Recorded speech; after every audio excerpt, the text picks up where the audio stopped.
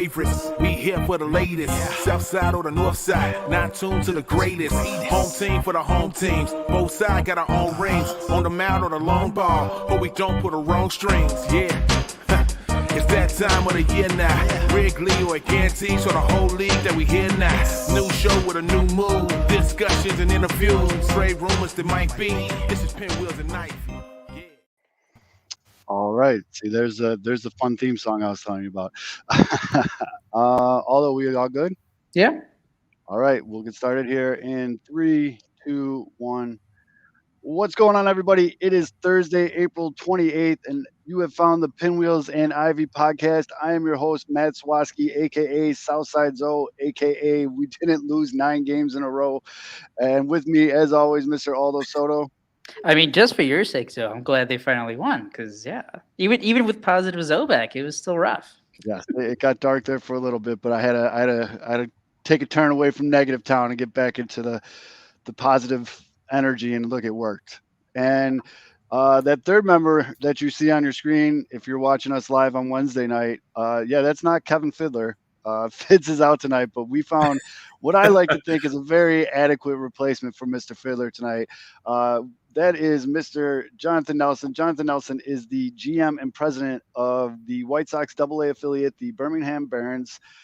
Jonathan, thank you so much for your time. Welcome to the show. Thank you, guys. I appreciate it. It's always fun to visit. And I know it's been a while since we've done this. Absolutely. So we're going to talk a lot of things about what's going on in the farm. I know it's been, especially when you're in an 8-game losing streak, the prospects get a little bit more light shown on them in the social media universe. But we have a lot of questions for Jonathan. He's been very nice, gracious with his time. So we are going to get into that. We're going to talk a little bit about White Sox and we're going to have some good baseball talk. So everybody just settle in and let's tap this keg. As always, this show is brought to you by the Chicago Golf Tour. It is about to start getting warm outside, so go ahead, dust off those sticks in the garage. It's the Chicago Golf Tour, amateur golf for the common man, built on schedule flexibility. You can find them at shygolftour.com. Use promo code SM25 to get $25 off your registration. I know the first event has already gotten started on the north, south, and west competitions. You have 2 weeks to complete each competition. You just have to golf with someone else on the tour to test your score. It's a great way to meet new golfers, make some new buddies in the area that like to play golf. And it also forces you to play some of our great local courses here in Chicago. shygolftour.com, Chicago Golf Tour, promo code SM25. All right, that's the business part of this, Jonathan. I'm sure you could appreciate that. So absolutely, definitely. So, Jonathan, I guess we'll just come right out of the gate with a nice softball question. You know, it's looking we're seeing some more names coming up, and I'm going to ask you about some players specifically in a moment. But basically, just like old friends, how are things going? How are things in Birmingham? More than anything, last year we opened obviously a delayed season, a reduced capacity like everybody. I think we opened around May 8th last year, and to be able to open on time, full capacity, and sort of, you saw sort of a sneak peek of sporting events that it could become a little bit more normal to a degree, watching March Madness and the hysteria, the crowds and all that. We opened with a brief opening weekend of 3 games. Unfortunately, we dropped all 3 games, but we returned home. And this past Sunday, we completed our 6-game series, winning 5 out of 6 against the Biloxi Shuckers. So it was nice to get back on the winning ways of things. And I know right now we're up in Madison where the Rocket City Trash Pandas are. We dropped last night, yet at the same time, it's a long season. But things are going great. I think that what we've noticed, obviously we noticed last year was, fans genuinely so excited about being out at the ballpark and really appreciating it. And I think that we're seeing it even more so this year. We were very fortunate to have great weather last week for 6 straight days. We didn't even have to think about the tarp or even much less look at the radar one time, which is very rarefied air here in Birmingham, but especially on the heels of last year and all the rainouts that we suffered. But the season's been going great. And the great thing is that, April now for our home games is in the books, but we're moving on to May. No, as I mentioned in the opening, as I'm sure you're well aware, the big club hit a little bit of a skid recently. When that tends to happen, White Sox fans, specifically on White Sox Twitter, start to take a look at inventory, if you will. Who's on the farm, who's where, what's going on, and I'm going to start right with the name that everyone's kind of talking about when they talk about the current situation that the White Sox have at second base. I'm sure, again, right now the White Sox have pretty much a three-headed dragon at second base of Leury Garcia, Josh Harrison, and Danny Mendick, none of which, in my opinion, should be a starter on a World Series caliber team. So, of course, the first thing people do is look to the farm. And the name that keeps coming up, and I know you already know where I'm going with this, but unfortunately, you just had to send him off to Charlotte. But it looked like he was eating pretty good down there in Birmingham for a while. Is Yolbert Sanchez. Yeah. Special player. Yep. We saw him last year. Obviously, we saw him up close and personal at the beginning of the season, and just a day or two ago, just promoted. We're always going to be a victim of the success of the players that we have. Mm-hmm. Does he have a chance to certainly play on the south side? Absolutely. I think that you talk to a lot of people within the organization. They're very excited about the ceiling of what he offers, defensively and offensively. And I think that he is somebody who, I know that, there's been frustrations with the current situation at the top level. But again, it's a long season, and Danny Mendick was here just a few years ago. I think he was here back in 2018 when we hosted the All-Star game, and just a great guy. And I know that he, when he is at times, he has performed brilliantly on the South Side. And Josh Harrison, I know that there was so much optimism with that signing prior to the spring training. But we'll see, we'll see. But Sanchez, hopefully, in due time, it's like I tell the guys, each year at the beginning of the season in the clubhouse, I meet with them and I tell them that, they'll make such an impact here in the Birmingham community than I'll ever make in the number of years I've been with the Barons. But, most importantly, I want their time in Birmingham to be special. I want them to be remembered in a fond way. But ultimately, I want to see them on the south side of Chicago and perform at the highest level, like we've seen so many great players over the years from the Barons and through the White Sox system have done. No, and I like that. I mean, I think that's really interesting, and it's got to be such an interesting part of your job, as you put it, being a victim of the player's success. And yeah. It is. And, in 2013, when we opened Regions Field, our current ballpark downtown, which is incredible, second to none, we're celebrating our 10-year anniversary at that ballpark this year. In late July, our second baseman / shortstop that year would go on to win the Southern League MVP. Mm-hmm. And ultimately he was promoted to Charlotte. And again, that was right before the end of July. It was Marcus Semien. And the person who replaced him was Micah Johnson. And Micah Johnson at that point was tearing up a ball, stealing bases, hitting defensively, all those things. And, quite frankly, while you had obviously a very great player in Marcus Semien, and it's amazing to see what he's doing at the big league level, and just a great guy, by the way, period. One of the better guys to come through the Sox system during my time. But Micah didn't miss a beat. And not only did he not miss a beat, but he was the Southern League Championship MVP. It's one of those things where, yes, we were depressed to see, Marcus Semien promoted, knowing that, he was obviously a very special player and hopefully we were going to win a championship, which we ultimately did. But that's the nature of the business in the minor leagues, is that, you want them to move on, and you trust that whoever's going to replace them is going to, come in and hopefully even perform at a higher level. So we'll see. I guess on that same note, I'm sure you take a look at what's going down in your little brother in high A ball down there in Winston-Salem. Is there any players down there specifically? And I mean, I'm sure there's a lot of talent right now in Winston-Salem. The White Sox seem to have loaded that team up with some potential superstars. Is there someone that you are eager to see come on over to Birmingham?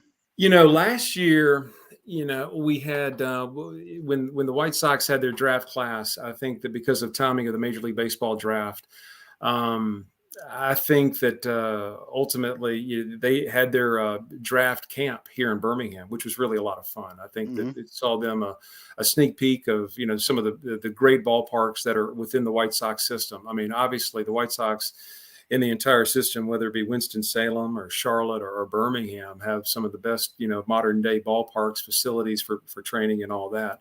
And one of the coolest things about that time period, not only did they work out every day and they got to be familiar with Birmingham and the ballpark and all that, but one day, right behind the left field wall, there's a Negro Southern Lake Museum that really captures and really shows the great history of the Negro Leagues here in Birmingham and in the South too, which I got to meet a lot of them up close and personal because I led the tour that day.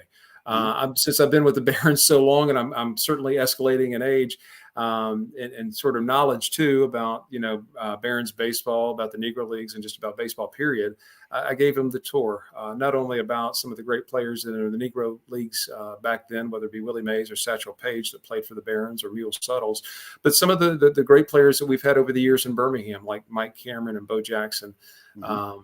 James Baldwin when he was coming up a pitcher back in the day in '93, my first season.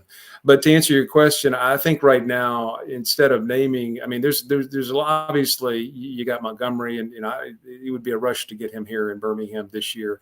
But I think there's so many players that we're excited about seeing and come through the ranks. I remember when Luis Robert. Obviously, everybody has sort of a man crush on him these days because of the specialness of what he brings to the table.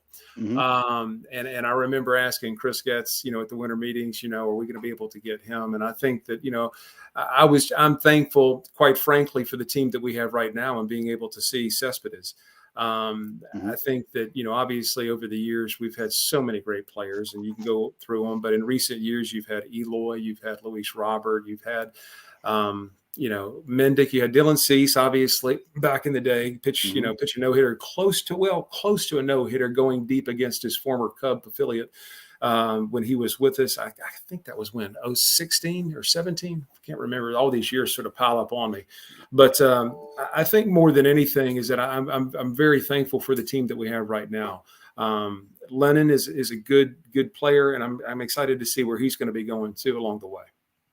No, and it was a very GM and president answer, and I like how you put that. You're excited. You like the team that you have, but I got to imagine, having a player like Oscar Colas down there in Winston-Salem. Now, have you had a chance to see him play at all? I have not, and I've asked about him several times. If you really want to know, that's all I needed. There you go. and I asked about him multiple times last homestand with Jersh, our manager. Yep. I'm always one, certainly you recognize the specialness and the talents that they signed from Cuba. And, we've been very fortunate over years, like I said, to have a lot of those players come through Birmingham. And, while I have not seen them up close and personal play, my expectations are probably like any other White Sox fans out there is that they're high, knowing what we were acquainted to with all they've had over the years from an international level. So I'm excited. I've asked multiple times.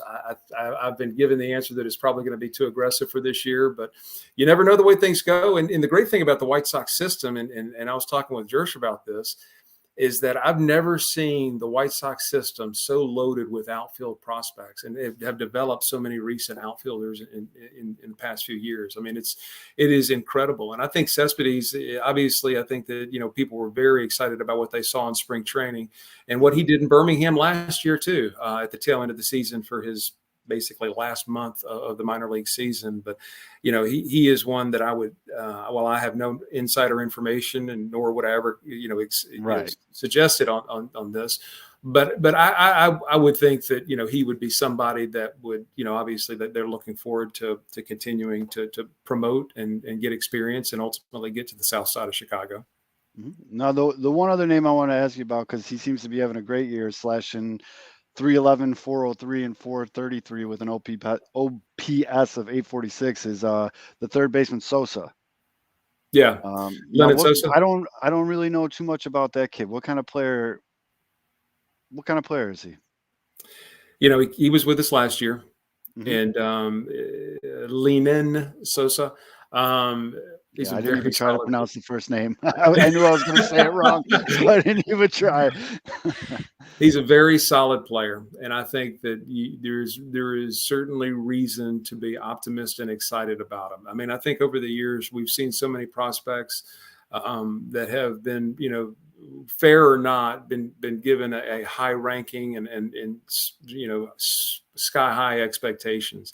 I think he is a solid player, offensively and defensively, in my humble opinion, even though I don't evaluate players. I think that he is somebody who I think that they're high on, and that they feel they like what they see. Let's just say. Okay. No, that's speaking of expectations, and then just quickly going back to Cespedes, I'm going to ask you an unfair question, but we're going to make you answer it anyway. I know you just said you're not into the player evaluation, but just from taking a look at him, can you compare him to anyone that's like gone through the system over since you've been there? Anyone that he reminds you of as a hitter, just overall player, defender, anything? Oh, goodness. From a comparable standpoint, from stature, all that. It's a good question. And you've certainly stumped the band on that one. From an outfielder standpoint, I'm trying to go through the Rolodex of names in my mind. Oh goodness, I really don't know. He's obviously not a large guy like Eloy nor even Robert in regards to height. A smaller in stature kind of guy, but to me, I mean, obviously, his brother in stature and all that, just very similar. And by all accounts, my interactions with him as recent as Saturday is that he's a very, very good kid. And I think that he has everything in perspective. So I'm very excited. You always want to be cautiously, sort of tap the brakes and not go, full steam and all in. But I'm very excited about him and the potential for what his future is with the White Sox.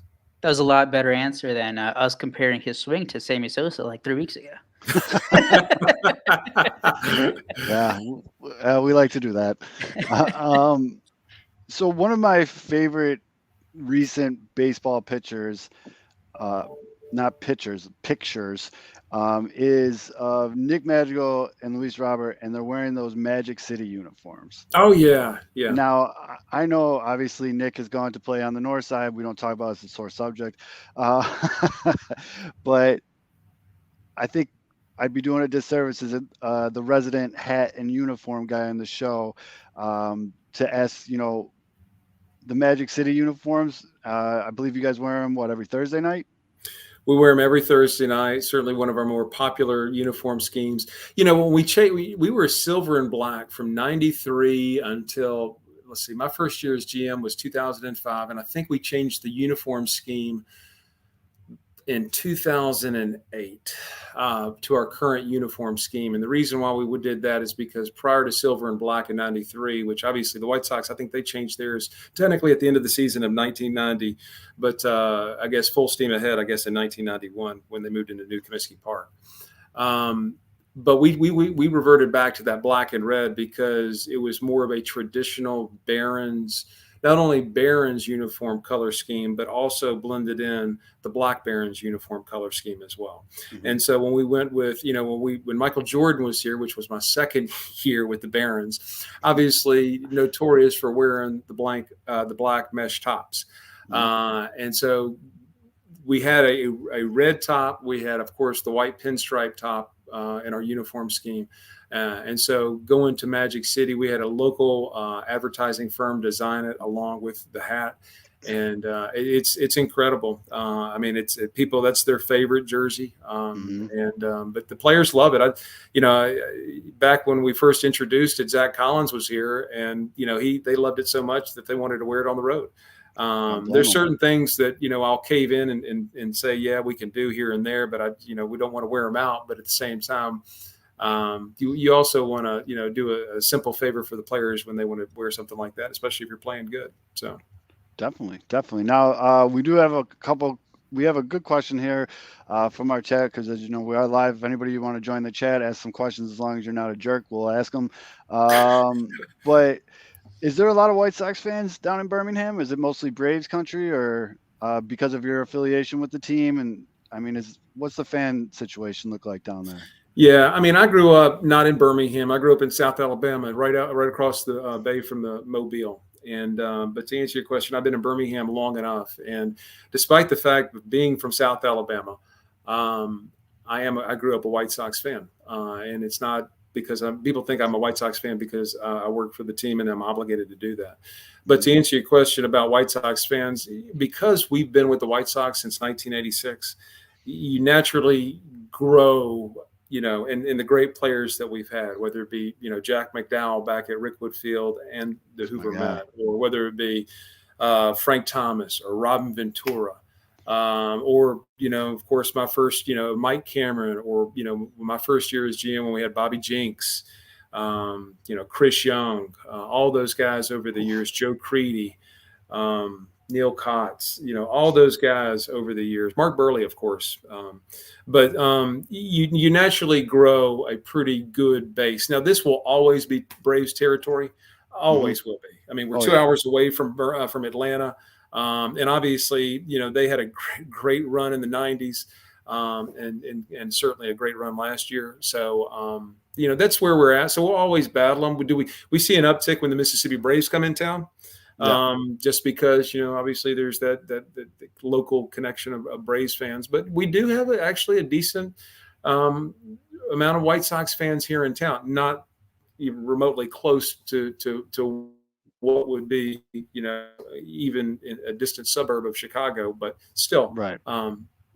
We've got our White Sox fans here. No, that's great to hear. And now,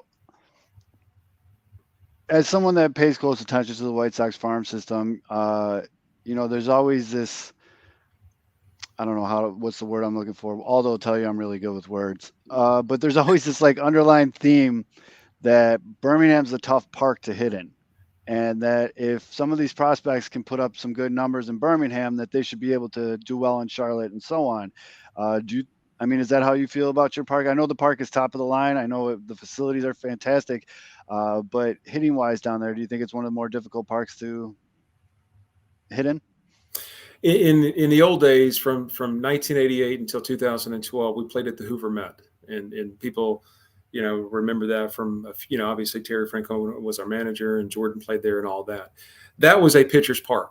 The power alleys. It was really embedded when they built that ballpark. It was embedded in the woods, and the ball never traveled. So pitchers loved the ballpark, whereas hitters obviously hated it. When we designed Regions Field, we talking with the White Sox, and Buddy Bell was with the White Sox back then, is that, we wanted to obviously, sort of create a unique dimensions, and you want to have the short porch and a home run porch in right and left field and all those kind of things. And additional type of seats. But the one thing that was important to the White Sox was keeping the integrity of the power alleys, in center field the same as what they had at the Hoover Met.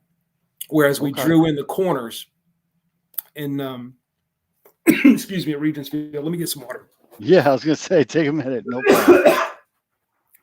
See, it's so hard to hit in there. It's hard to talk about. But it's an easier ballpark to hit, easier for me to say. But based on the feedback, I know that there's not as many broken bats, broken out of frustration. But it's a much easier ballpark to hit. Okay, fair enough.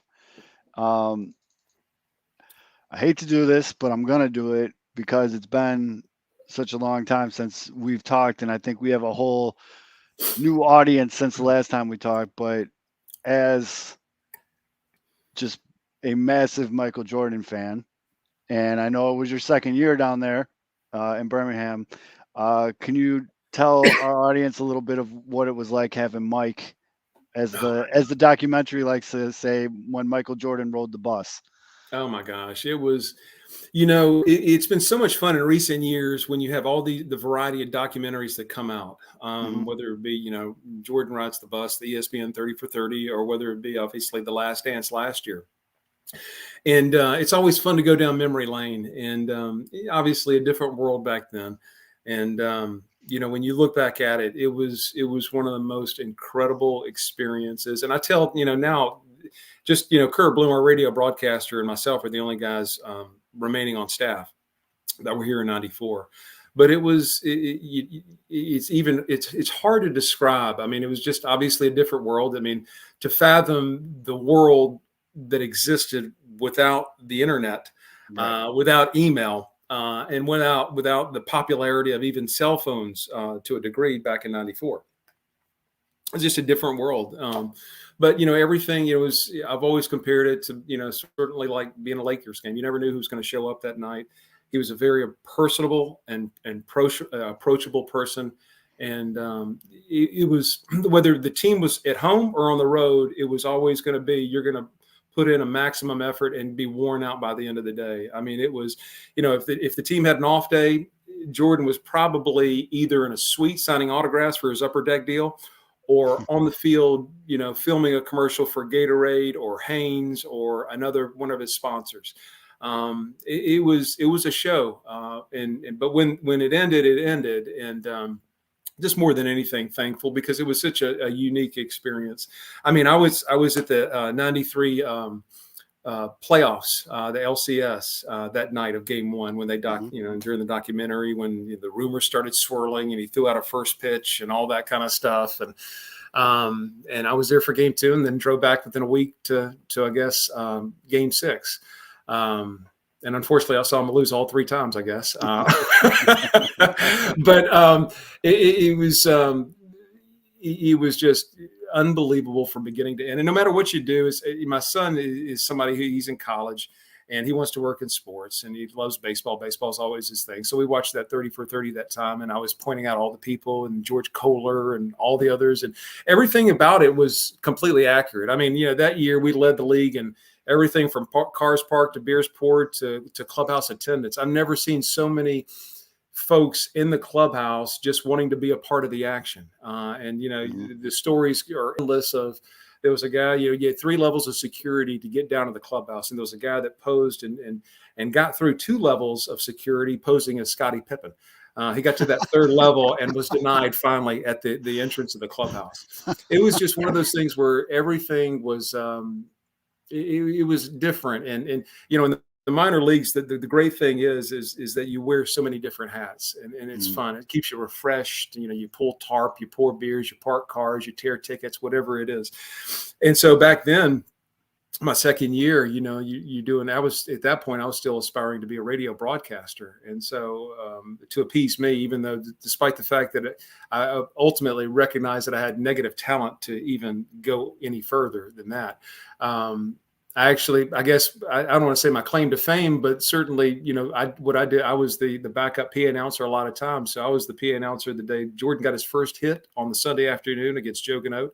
And I guess the final 2 games of his career in Birmingham, along with other ones as well. But it was always fun because I actually like being a PA announcer because more than anything, it allowed me to score a game. And that was fun. Oh, absolutely. I got to imagine, and being your second year in Birmingham to be tops in the league and all those cars parked, beers poured, all that stuff. The next year you kind of be like, all right, we got to hit in the next year, you're right. I mean, not only, were you, the drop was dramatic. Right. The intensity, the overall, you were still living on sort of the fumes of people. There were still, groups from all across the country that still wanted to come out and just to see, even though Jordan was, obviously back in basketball at that point. Mm-hmm. But it was not the same. It was, what they would say is that, Elvis left the building, or it was like the Beatles without John Lennon. And it was just a different kind of show. But it was back to normal, back to business as usual. So, but more than anything, when you go back to, and you revert back to those days, you certainly, I think that '94, for me at least, you worked so much, and I can't under really explain. I can't really explain enough how much it wore you out every single day. We averaged, and I did the arithmetic at the end of the season. We averaged for us because we averaged over 10,000 fans a game, I'm sorry, for every Friday, Saturday, and Sunday. Okay. The capacity at the Hoover Met, if I'm not mistaken, was 10,500. And we had the second to last Jordan game. We had over 16,000 people. I think that's the day that the fire marshal sort of looked. I was going to say, where'd you put them?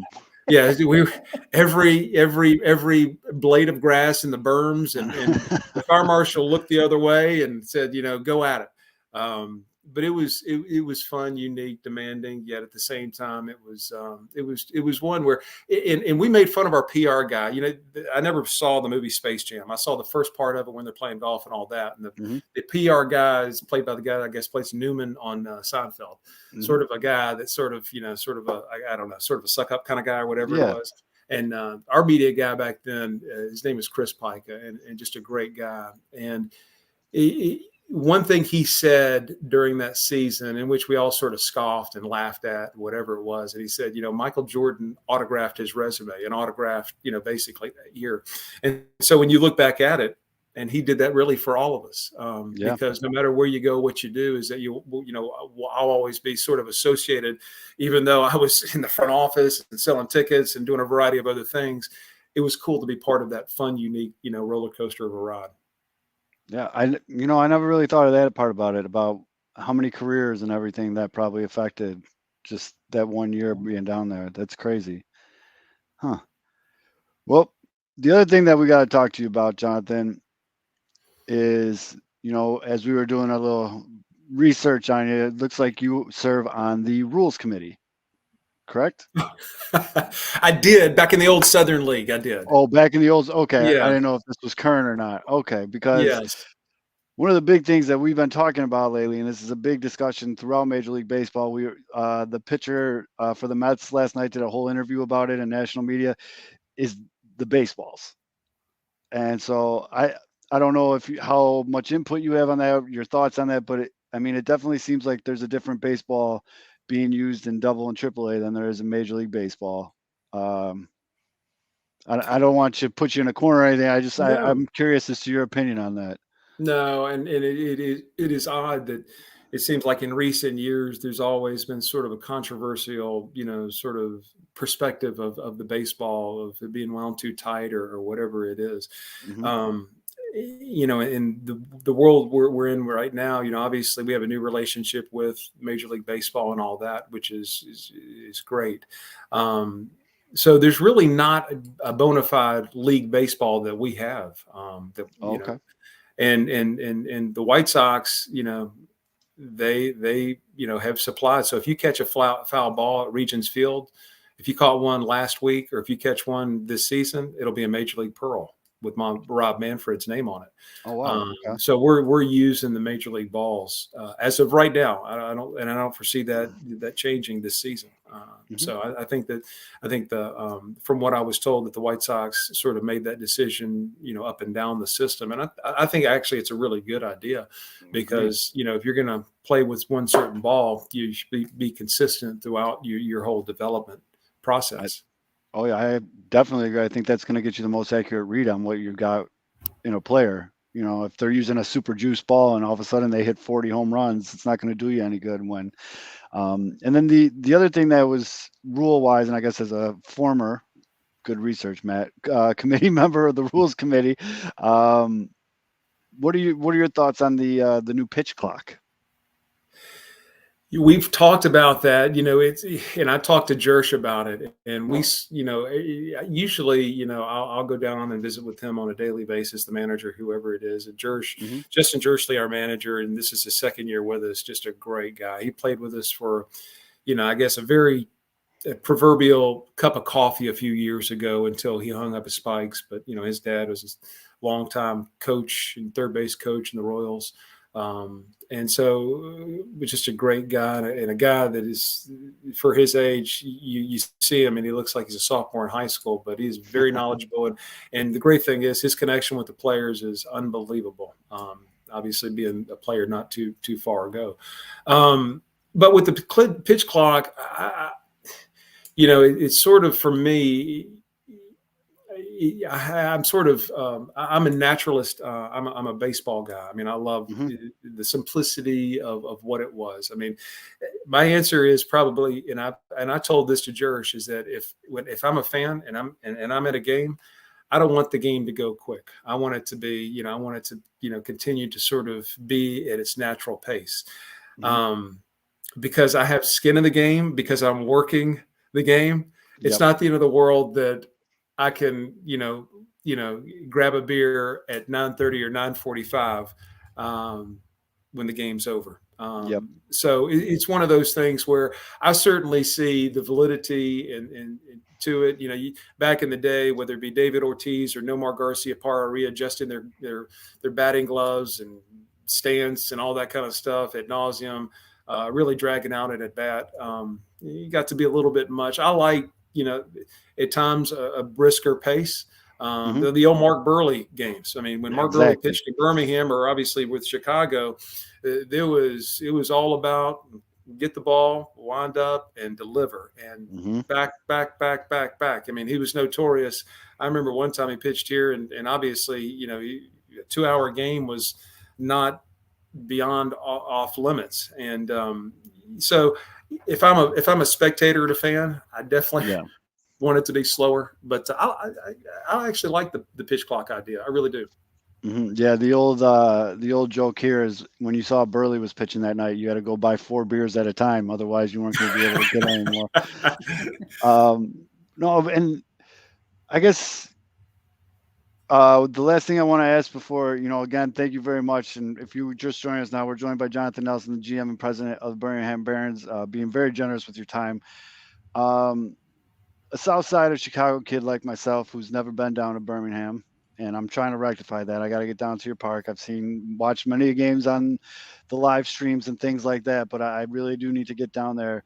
What kind of promotions, or what would you recommend would be a good time for a guy like me to come down to Birmingham? Well, the perfect time would be honestly June, July, somewhere in that vicinity. When you come to Birmingham, I think White Sox fans notoriously know Birmingham for a variety of reasons. Despite if you eliminate Michael Jordan from the equation, which you can't, but the Frank Thomases of the world and all those. Absolutely. I mean, you always saw it on the back of the baseball cards, Birmingham, or you heard about Birmingham, and the White Sox have always trusted this designation, this affiliate, this level, to put their biggest prospects, and really, a lot of them made major steps, and really, again, really, put themselves on the prospect map, in their overall development and into their major league career. And so when you come to Birmingham, the first thing I would tell you is that we have the best of all worlds. If you really you love baseball and you love the history of baseball, is that you have Rickwood Field, which was the home of the Barons, the Black Barons, the Birmingham A's from 1910 to 1987. And then, of course, you have the Hoover Met, which is still in existence and is primarily used for the SEC baseball tournament and Hoover High School football.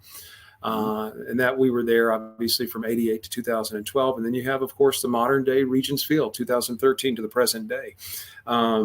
We do have, honestly, within a block, a Chicago deep dish place that's really good called Tortugas. It's not a Southern accent. Carlos and his family run it. They worked a deep dish in Chicago. They're from Chicago. I never held it against him that he's a Cubs fan. So there's plenty of Cubs memorabilia. Go ahead. Is that where Luis Robert got his love for pizza? Because that was a whole joke. Very well could be. It very well could be. I mean, Tortugas, they have multiple locations in Birmingham. They're not a sponsor, but within Regions Field, it's not even a stone's throw. I mean, it is. It's a coin flip. I mean, it's that close, and it's embedded next to one of the best craft breweries in Alabama too. So so the convenient thing is, you talk about the pace of the game. So the great thing is, since 2013, after a Barons game, it's not uncommon to walk across the street to Good People Brewery and get an IPA or pale or whatever the Yeah. flavor you get. I mean, Bush it's as Light. long as it's cold, it's good, and it's they have among the best. The best double IPAs around too. So, but Birmingham, we've got so many great things. Birmingham is a food scene type of town, very incredible. I love the downtown area. When we moved to Regents Field in 2013, there were a lot of skeptics because Birmingham had a bad perception for a long time and still is going to fight a bad perception of crime and lack of parking and safety and all those things. But, we contributed along with a few other things in downtown Birmingham to help sort of, shift and turn the tide, so to speak, with that. And so if you looked at pictures of when we opened in 2013 to the modern day of just the ballpark itself and the surrounding area within the shadows of Regents Field, it's a dramatic difference. I mean, when we opened the ballpark, there was no residential complexes within about a 8-block radius. Now I would venture to guess that either underdeveloped or fully completed and full would probably be close to 15. Again, mostly within that 4 to 6 to 7 block radius. So it's an incredible. We're across from a city park. We've got great promotions. We always want to highlight the players that we have at the big league level. Obviously, Luis Robert and Eloy are among the best that we've had in recent years. We always try to do a bobblehead of, and we actually had one that we were going to do a couple years ago, 2020, but we have to shelf it. And we're still shelving it, even though we produced it, of Luis Robert. But in due time, that'll come off. But I know that obviously he is among the biggest of fan favorites. We did Dylan Cease and, of course, Michael Kopech a few years ago as well. So it's we've got a lot of great promotions. Thursday takes on a life of its own. Let's talk about that a little bit more. Please. What's going on Thursdays down in Birmingham? Well, we had our first one last Thursday. It's discount beer, $2.50 for domestic drafts, and $2.50. $2.50. Holy smokes! It's a strong crowd. When your ballpark is next to a major university like UAB and convenient to other colleges, you get a lot of college kids, and so it's actually it's really a lot of fun. As the old saying goes, what happens in Vegas stays in Vegas. What happens at Regents Field on Thursday stays at Regents Field. I mean, it is a strong night in a variety of ways in which, if you're hashtag 108ing or whatever it is. Shout out. There you go. It is the way to go. Believe me. Okay. Note to self, don't bring wife and son to Thursday night. Get the boys. And that's right. Let them go try barbecue that night. You go with the boys to Regents Field. That sounds like a plan. Well, Jonathan, I cannot thank you enough for your time. This was a great talking to you. Hopefully we can keep in touch during the season, and best of luck to the Barons. Best of luck to you down there. And hopefully if not this year, next year, make it the trek down to Birmingham. So I appreciate it. And I hope you come down. And when you do come down, and when anybody comes down, please look me up. I'm always at the ballpark. Well, that's awesome. Well, thank you very much, Jonathan. We really appreciate your time. Everybody, Jonathan Nelson from the Birmingham Barons, thank you. And we appreciate you coming on. And now me and Aldo are going to let you go so I can cuss out the White Sox. Thanks. All right. Take care, Jonathan. What a great dude. Yeah. I mean, seriously. That was awesome. I mean, the 108 guys have to get into that promo game with them. I mean, come on. No free ads. Beeflo, if you're getting an invoice for that one, bud.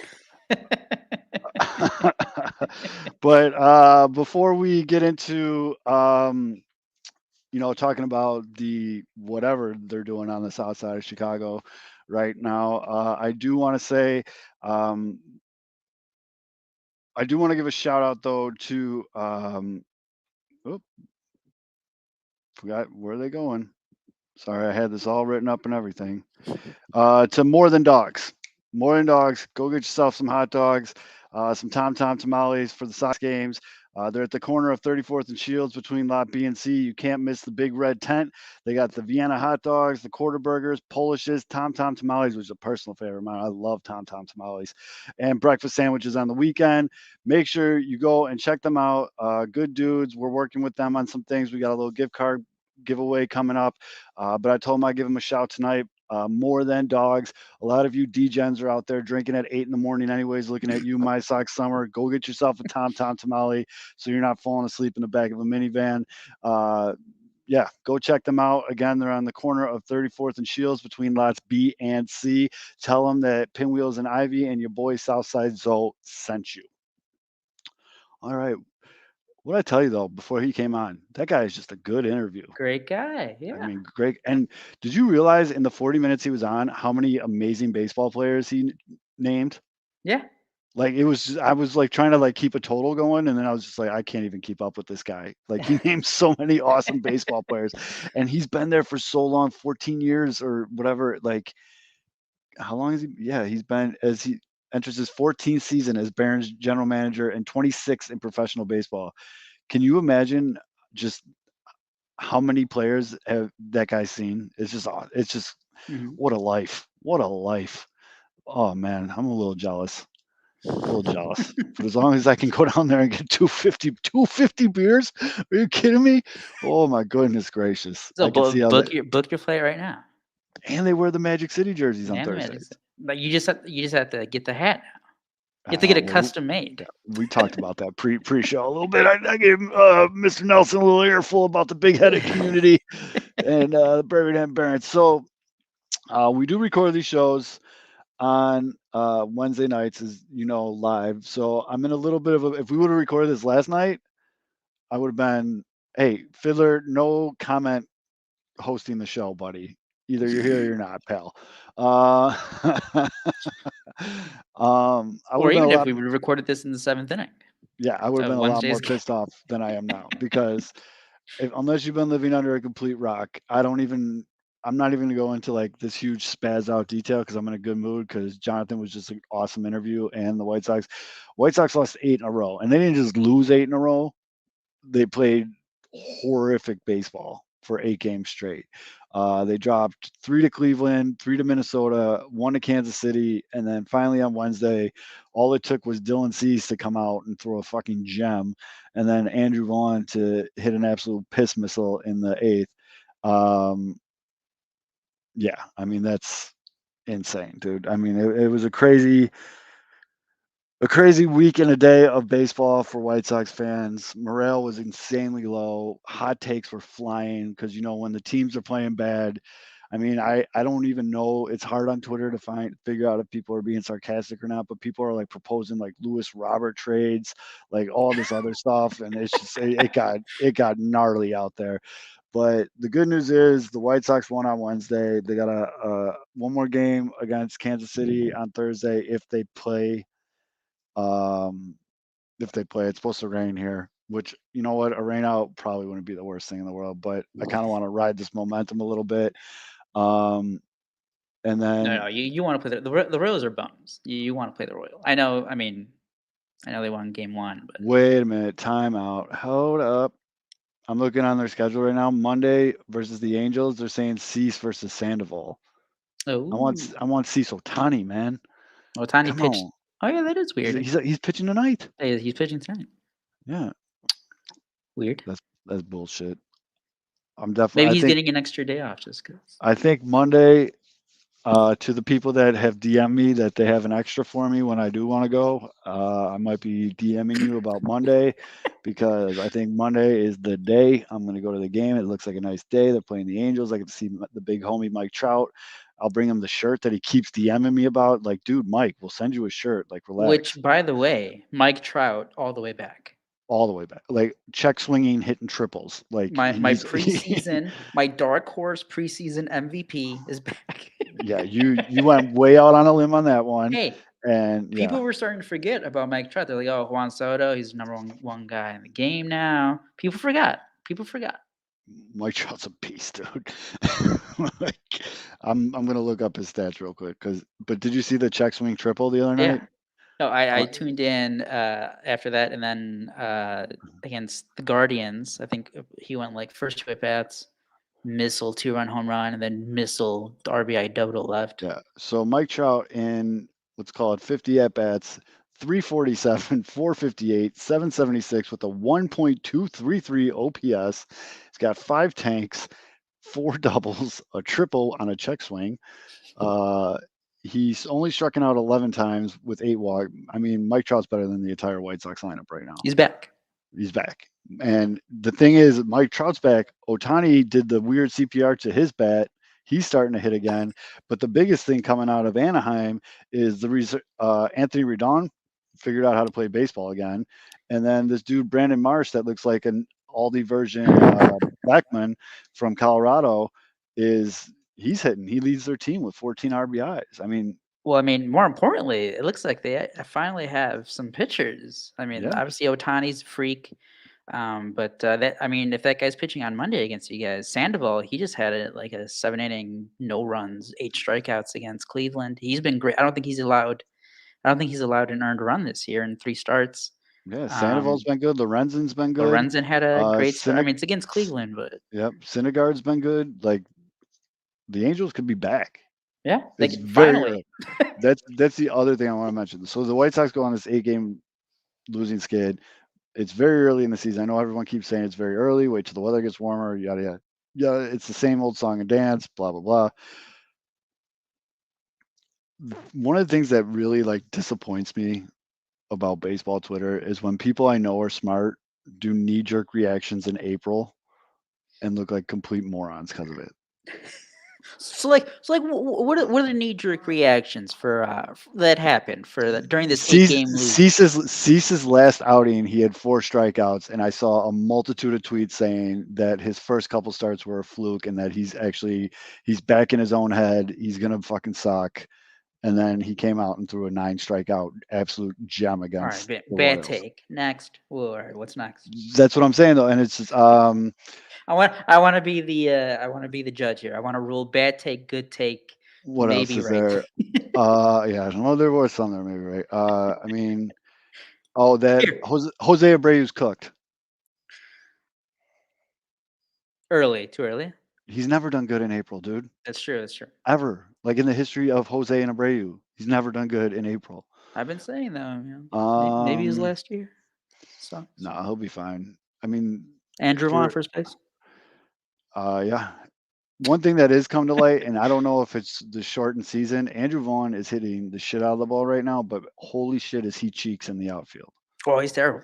He is absolute just butt cheeks in the outfield. Like Elo gets hurt, but he gets to a lot more balls than Andrew Vaughn does. Vaughn's he's sitting out there playing balls. He's starting at the warning track thinking he could just run in and catch everything. And it bit him in the ass against the Royals on Wednesday when an RBI just, drops in. Our fart just dumps in over the shortstop, and he's like 2 miles away. He's sitting in, the concourse getting a hot dog, waiting for these balls so he can run in. And it's just unbelievable. Like someone needs to talk to Andrew Vaughn about that. Like don't fuck with him too much because he is hitting the shit out of the ball and consistently he needs to be in that lineup. But the bold strategy that the White Sox have rolled out of having 2 first basemen play in the outfield. Well, I was going to tell you, you guys have just the DH problem. You have so many DH. So many DHs. And then AJ Pollock comes back from, his paternity/injury leave, and he forgot how to baseball. Cooked. So someone needs to get him. He was playing so well too before that, but I mean, it was one series, but I think he'll be fine. He'll figure it out in right field. Luis Roberts coming back. By the way, it's okay that the White Sox aren't rushing him back for 40-degree games during the day in April. Like people need to fucking chill out a little bit. Like wait, it's supposed to start warming up here in Chicago this weekend. Like bring him back then. Like you guys. So I didn't I think we said during the season preview episode, I said how I could see a 2017 Cubs kind of season happening for the Sox, where first half you guys might struggle. I didn't think you guys were gonna have an 8-game losing streak 3 weeks into the season.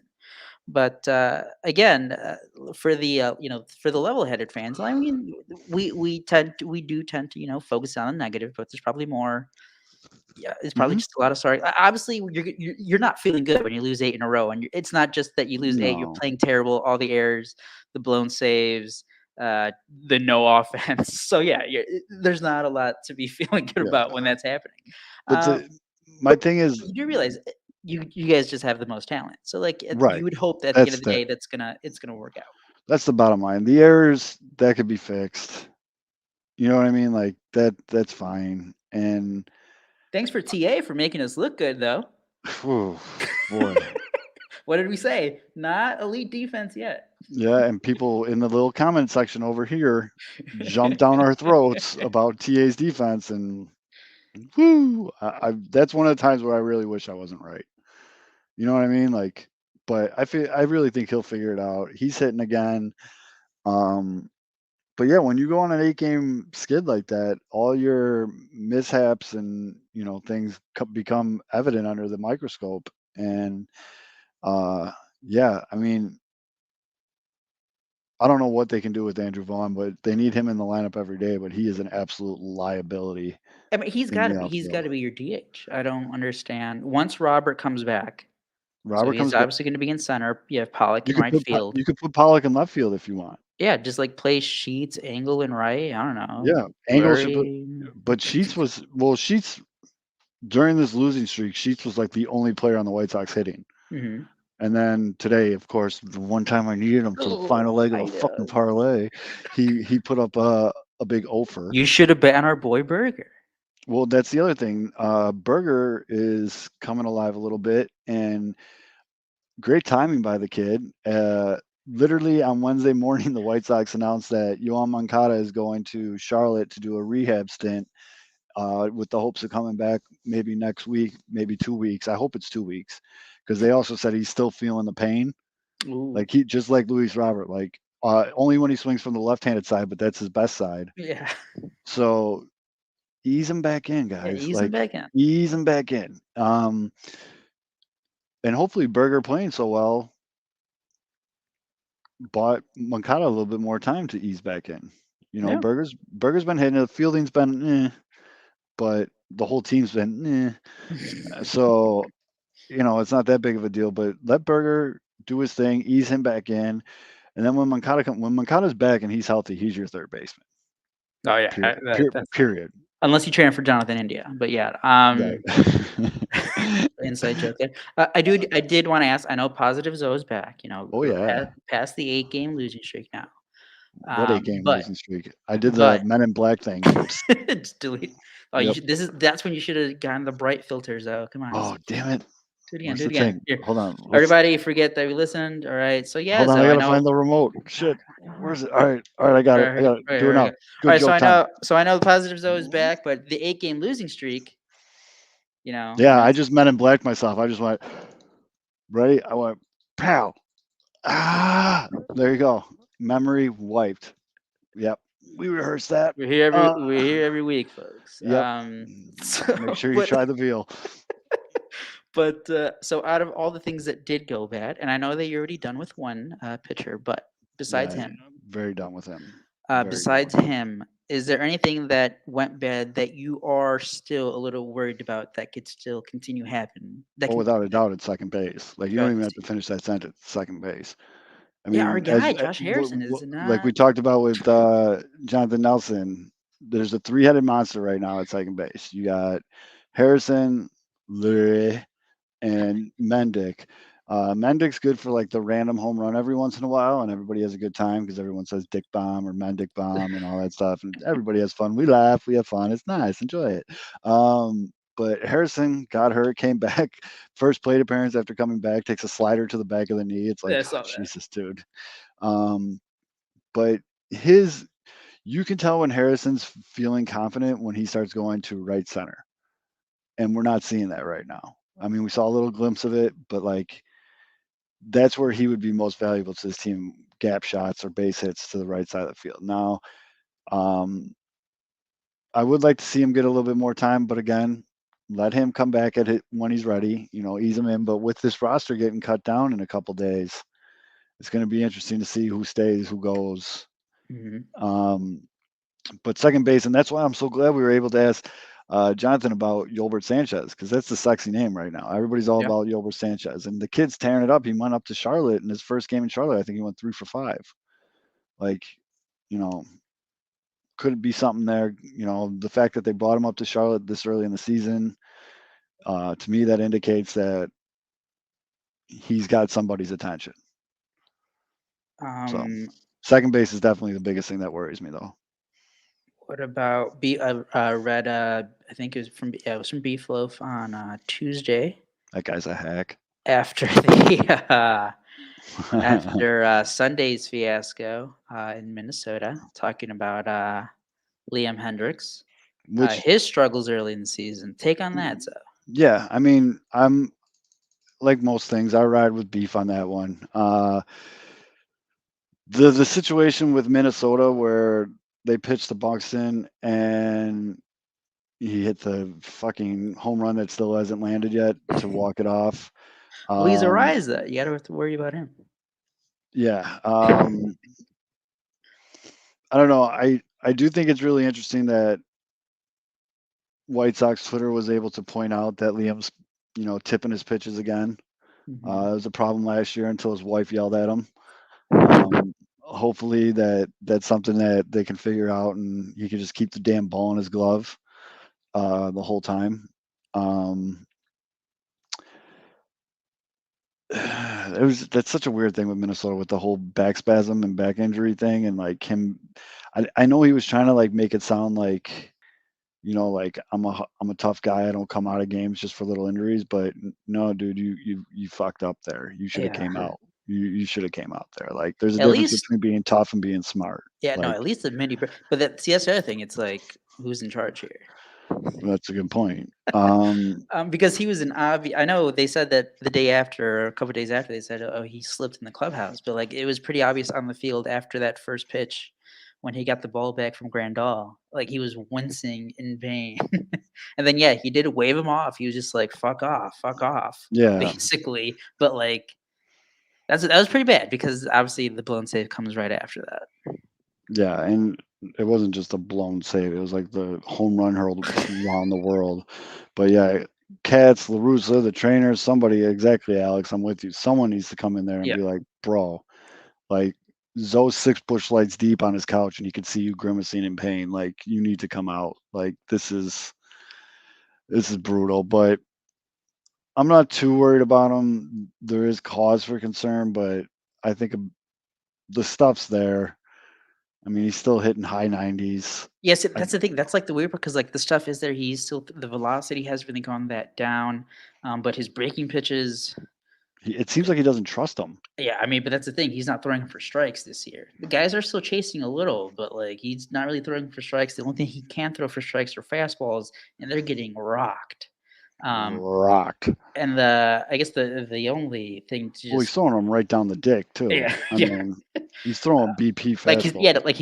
He's not beating guys on fastballs so far. But like he is one of the most.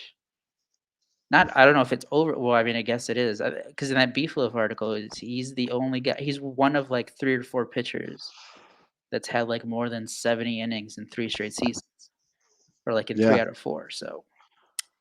We were talking about guys, past 30, he's not getting any younger. So I'd be worried about that statistic if he wasn't still hitting 97, 98 consistently with his that's the weird part. Because like it's not like a Craig Kimbrell in 2020 when he just lost it all and like was throwing 94, 95. None of his breaking pitches were breaking. Yeah, I don't think that's the situation we're in at all right now with them. And yeah, but on the flip side of things, there's been some bright side to this losing streak. More like Tanner Banks, coming out of nowhere, being a stud reliever so far for the White Sox. Swayze has been okay. He had a little rough go today. Ruiz, the fastball changeup combo has been good. He had trouble finding the plate today, though. But if you look, I guess another big cause for concern for me is the fact that the White Sox won on Wednesday and did not take one walk. Yeah, we talked about it last week. They're going up there and swinging at everything. Yeah, and I mean, you got to take walks. This is Major League Baseball. Like, it's part of the game. And I'm very, very surprised that it's like Bizarro Yasmani Grandal. He's out here fucking legging out doubles, sprinting to third and shit up from first and stuff like that. Like, no, dude, take your damn walks and just kind of go station to station, dude. Like, stop trying to play hero ball. Go back to what made you a great player last year. Like, I don't know. That's starting to get annoying. Obviously, when they get Yoan Moncada back a little bit, he's a pretty patient hitter. That should help with it. But yeah, these guys got to chill out a little bit. Is that That's so? Like out of all the guys struggling, so I mean, Grandal, Abreu, obviously Robert with the injury. Eloy's out. We haven't talked about Eloy yet. Eloy's out Mhm. 6 to 8 weeks. So That's true. is there? Greinke doesn't really walk people, but still, I mean, it's been Yeah, more well, than it just was. It today. wasn't Yeah, just one. It hasn't just it's been been one more. game. Today Yeah. was just like emphasis on it. But yeah, no, you're right. Greinke throws 62-mile-an-hour weird pitches and all this other shit. But yeah, So like out of the guys struggling, who are you worried about the most? Are you worried about the most about any of the guys? I'm really not too worried about anyone. If I had to rank though, knowing that Jose Abreu never starts out strong, I'm Mhm. good on Jose Abreu. I have no reason not to trust that Jose Abreu comes back. I feel like Luis Robert will be fine. You know, kind of get that out of his system, come back healed up, good to go. We just have to say he's bad. Yeah, yeah. Well, yeah. Oh, yeah. By the way, Beef, I know you're watching. I don't know what you did, but like your voodoo has rubbed off on the show. Anyone we talk about that's good on this show now just goes to complete shit. Um, I would say I'm most worried about Grandal just because of the whole fact that it just doesn't seem like himself. Like the approach at the plate seems off. Just to me, it just seems different. I mean, Mhm. I don't know. And like I said, without a doubt, my biggest concern about this team is second base, which Yeah. was everyone's concern coming into the season. And surprise, we were right. And I guess a follow up concern would be that we have two fucking first basemen playing outfield right now. Yeah. You can have Madrigal in trade. No, he can't hit either, can he? I don't know. I haven't really been paying attention. No, he cannot. I get all my Cubs news from you and Fids anyways. we So we could get to him later, but yeah, no. I mean, overall. Oh, by the way, I think you did mention it last time, but or no, it wasn't even last time. You mentioned it on your Twitter live on Tuesday. How about Micah Kopech just quietly no one talks about it. being And dominant? he Yeah, comes out and just smokes teams. He's a fucking ninja, dude. He comes out, smokes teams, goes away. No one talks about it. Not even on like White Sox Twitter. yeah. Like no one does any of that. And I do want to address this. Wayne just put it in the comments. You're not going to snap your fingers and Jake Berger can play second base.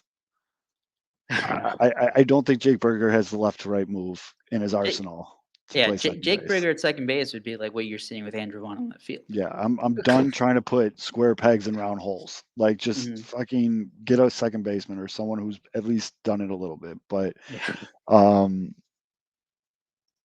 where was I going with this? Yeah, Kopech, dude, solid. Just solid. And I think that's how he wants it though. You know what I mean? I think he Flying wants under it the that way. radar, He yeah. just wants to show up, do his job, and he'll be all right. Harrison can play second base just fine. We just need a hit. The bottom of the rotation is a little bit concerning. We all know my feelings about one of the pitchers. I'm not at liberty to speak about him anymore. And Vince Velasquez, just not good. I mean, he is definitely in Cheeks category. Don't worry, our Lord and Savior Johnny Cueto's coming on a horse to save us. He's going to be riding in. Weeks. He's pitching down in Charlotte already, man. He's getting games now, so he can't be too far away. But I don't know if they need to make a move to This is get. not funny, Beef Love. You guys told me he was good. I played the long con, dude. That was one of my most prized long cons ever. The longest of cons. Yeah, I turned Nick going back to Madrigal into 2018. AJ Pollock, and it was the longest con ever. I'll finally admit it. That was the plan the whole time. I just confessed to it. You guys caught me. Eduardo Escobar, isn't he playing for the Mets? I think he's on the Mets. Yeah. Yeah. Mets. Fantastic start. Mets hot team right now, and they don't give a shit. They'll throw at your face. They don't care. Yeah. They will. But what was I gonna say? Yeah, that bottom of the rotation. It's like Cease, stud. Giolito came back from injury, absolutely shoved. Kopech, ninja, and then it's like 2 games of absolute garbage. And you would think I mean, again, I don't know how many more times you're gonna. They can't just keep giving the ball to Dallas Keuchel, but or Vince Velasquez. But like with how good the bullpen has been overall, you'd think like you'd see a little more bullpen days.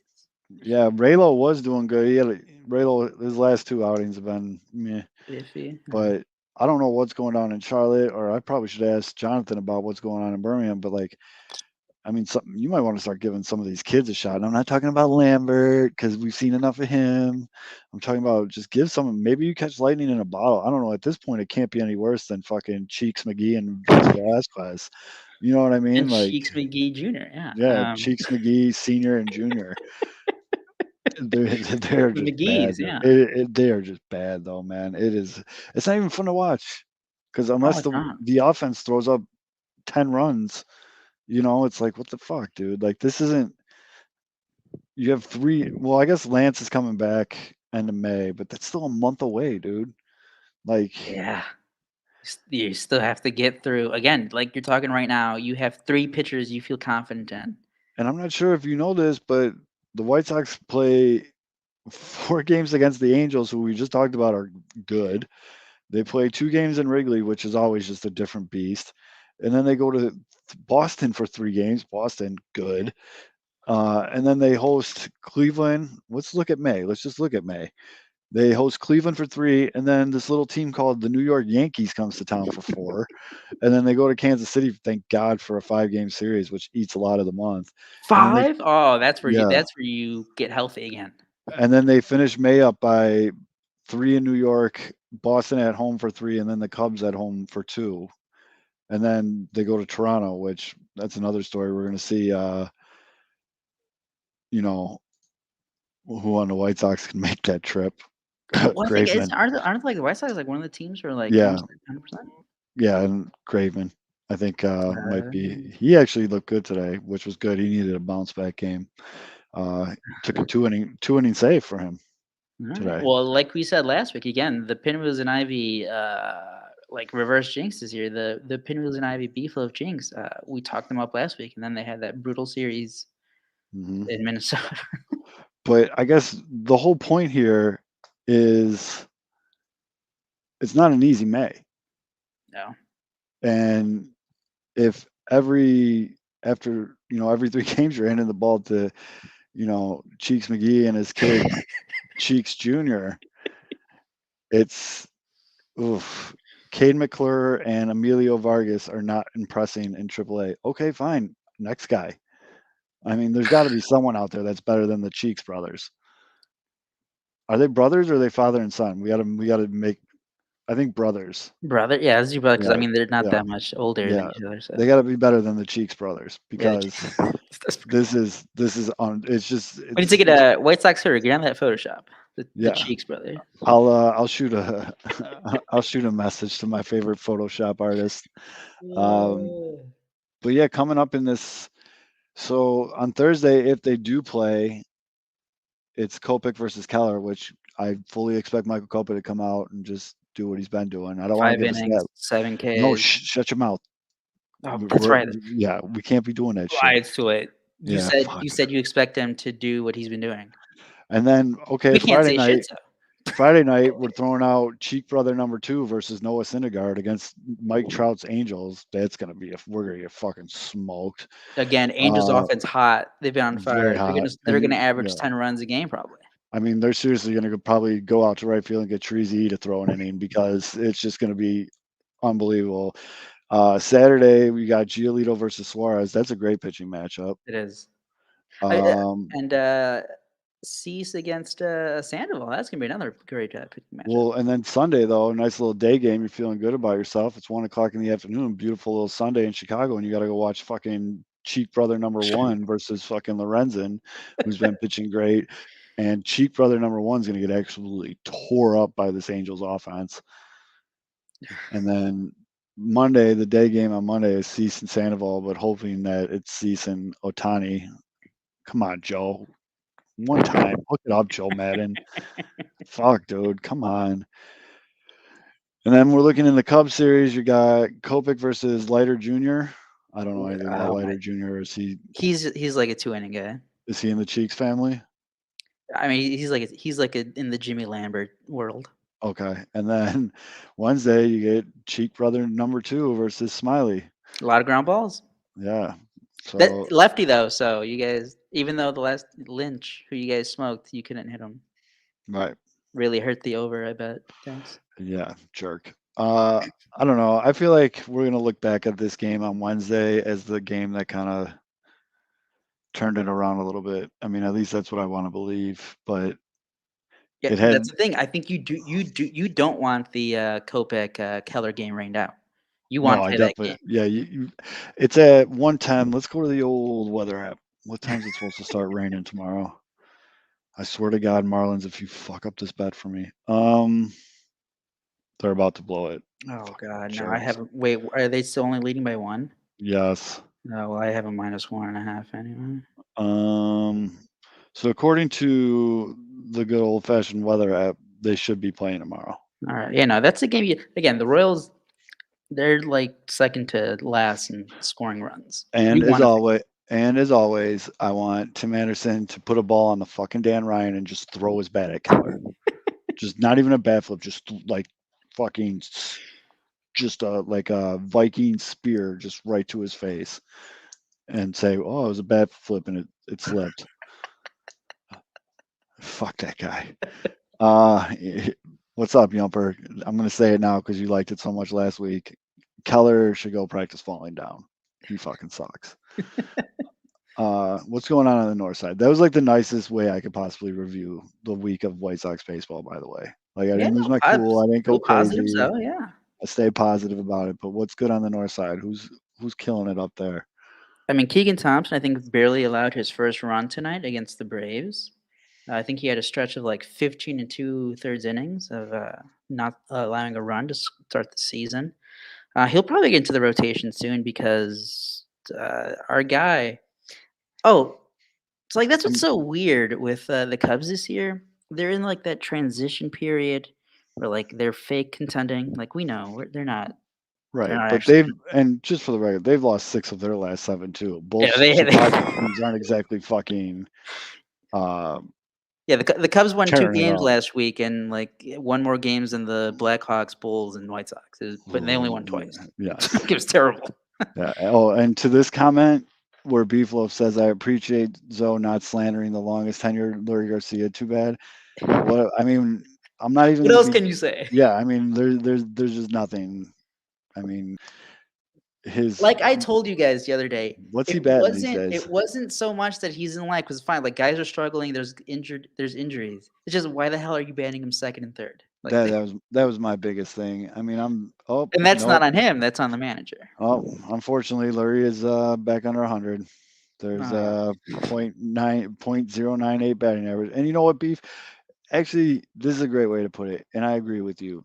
He sucked. There's no need to dance on his grave. Yeah. Lurie's been a solid utility guy for the White Sox for a very long time, and he's just really, really struggling. And I think that's what I was more mad about. To your point, although, that he is struggling so bad, and then Tony decides to keep batting him in the second and fucking third spot in the lineup. It's like, bro, like, why are you doing this to this guy? Back to back to back. Yeah. games. Why are you doing this to this guy? Like, Yeah. just let him bat ninth and fucking go 0 for 4 where no one gives a shit. But if you're batting him second in the lineup, like you're putting a target on his back. Yeah.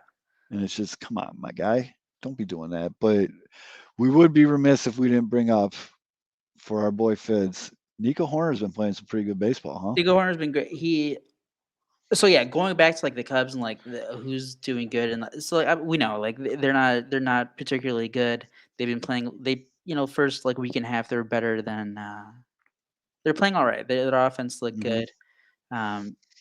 Nico Horner's even despite hitting into some bad luck, he's gotten his numbers way up the past week and a half. What's he slashing these days? Nico's hitting 327, dude. He's not only just hitting; he's hitting the ball hard frequently, which is great to see. But like it's the opposite with him, and like talking about Laurie, he keeps batting like 8th or 9th.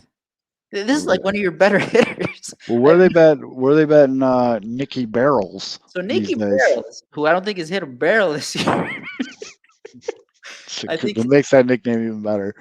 what if It's a long con, terrible. man. The long This is why con. you don't give yourself nicknames.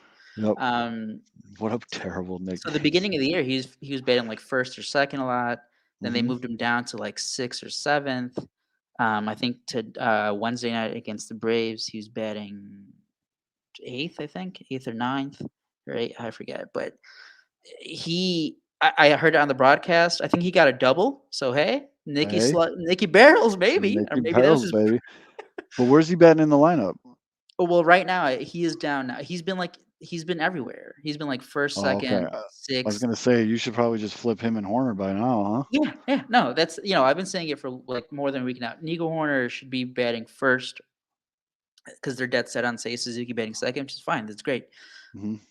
Get one of your guys who is still one of your premier contact. I mean, contact now is up and down the lineup, but he's one of your better premier contact guys who's driving the ball more this year, who is still, one of the guys that you see as being part of the next good Cubs team. So get him as many at bats as you can. Don't stick him in the 9 hole. Like I Right. do not understand why they keep batting him ninth. I think he actually moved up to eighth on Wednesday. So woohoo! Can I interest you in Tanner Banks for Nico Horner straight up? You can have Nick Madrigal back. Nick Madrigal entered Wednesday's game. No, I Now, heard Ricketts lost the receipt. No return policy. Sorry. so obviously I didn't follow him as closely when he was with the What White is he Sox. hitting that's so bad? Oh, he's batting 200. Oh, Yeah, my so I'm not. It's like if he like that's the thing. I don't care that he's hitting 200. It's where he's hitting 200. It's where he's batting. He's struggling. All right. But again, this is the point I want to get to. Heading into Wednesday's game, his ground ball percentage was more than 70%. Oh, that's not a barrels, bro.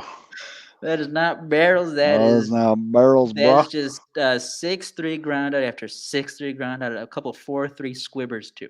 Only It struck is. out It's 5 times though. he's. I mean, again, He's slugging a whopping 240. Woo, sheesh. yes, beef. Over 70%, I think they said, starting Yeah. Wednesday's game. I think he struck out on Wednesday. But it's and again, but there's already the hot takes. Like there's already multiple who are like, should he go get some looks at AAA? Oh shit. So here's the thing, though. I'm not at that point because heading into the year, he had like 80 games of being like a 330 He hitter. still has not played 162 games of Major Yeah. League Baseball. It's just like we're talking about like the overreactions of like, oh, it's the early. Yep. Like I'll say it. I've been saying he is struggling right now. Mhm. That doesn't We mean that s- he's bad. He is bad right now. We saw that on the south side, and then I forgot which month it was last year, but think it was in seemed like, May. yeah, something clicked in his head, and all of a sudden it was, he was finding gaps. He hit that home run when I was at the game. Like he'll be. I mean, I don't want to say he'll be fine, but he's a better player than this. I'm not too worried Yeah, about it. this just seems like the extreme of like everything, all the quote unquote haters or guys who just didn't think he was going to be good. This is the player. And just as a reminder, all things good and bad should be directed to Kevin Fiddler at KFids on Twitter. Don't come at me with that shit. I don't care. Don't make me tap the sign. To good friend of the show, Lil Yumper's point in the comments, do you foresee the Cubs doing like a sell-off? Like, do you see them trying to move some? Like Ian Happ's having a great year. He's a very sexy trade piece right now. I think, but like that's the thing. I don't know why he's actually still young enough and good. So like Right. they're going to be trading it. Like they traded who is it? Like they traded that. I mean, it was a small trade, like the Corey Abbott to the Giants for cash because gotta pay for the midterms for the Ricketts. Yeah. In case they want to buy What like a rugby other team or some shit. like they had like that other trade with the Braves last week? Jesse Chavez for Sean Newcomb. Mhm. So I think they're gonna have like those type of trades until like the trade. I think the biggest name is gonna be Contreras.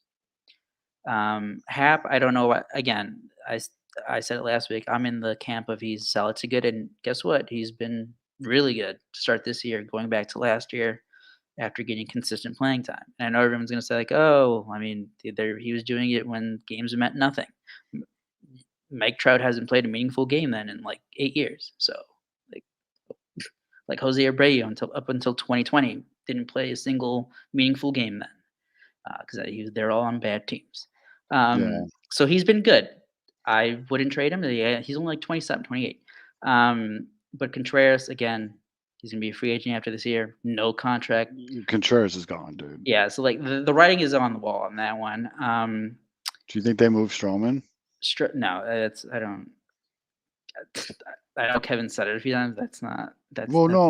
As Alex says in the comments, though, that contract does allow them to get it. They can get a pretty good return. I mean, again, I'm not ruling it out. Like, obviously, it depends what teams are offering. I just don't see. Right. I don't see that happening. I mean, maybe it is only like a 3-year. They get opt out after the second. So it's a pretty sexy contract, dude. I'm not completely ruling that out. I just don't. I'll take him over either of the Cheeks brothers. Give us Colson Montgomery. No, Fitz would have a heart attack. Fitz would simultaneously jizz and shit his pants if that happened. So that's. Well, Stroman doesn't want to play for Tony. Oh yeah, that's right. I forgot about that. So off the table. That's fine. Just give us Nico Horner. Madrigal. Nope. Yeah, Alex. I think it is the 2 years and like the option for the third. Yeah. I mean, shit. I'll take Ian Happ too. No, Ian Happ is fantastic. He's a guy who I think. So Seiya Suzuki right now. We've talked about him. Great plate discipline, but I didn't even want to talk about him because of what we did to him last week. But no, you're the one doing this, so I don't. Oh, it's fine. His slump lasted like 3 games, then he had like a 3-hit game. Mm-hmm. He's playing very well. He's 327, 463, 635. His OPS is 1.097. His slump was like he went hitless, but like he still walked 4 times. So it's like, all right. That's what Grandal used to do. He still had like a 330 on base percentage when he went like 0 for 11. Right. But with him, he does have the problem of I think it's like with Moncada during his first couple of years in the league, Ian Happ before when he would have his major struggles. Well, he knows his own strike zone so well. He's not going to chase, but in turn, he's taking a lot of strike 3 calls. I think he's amongst like the league leaders in like strikeout looking right now. Who's my boy in Seattle that's getting done dirty right now? Julio Rodriguez, yeah. Woo, man, that kid's getting the Yohan Moncada treatment. Yep.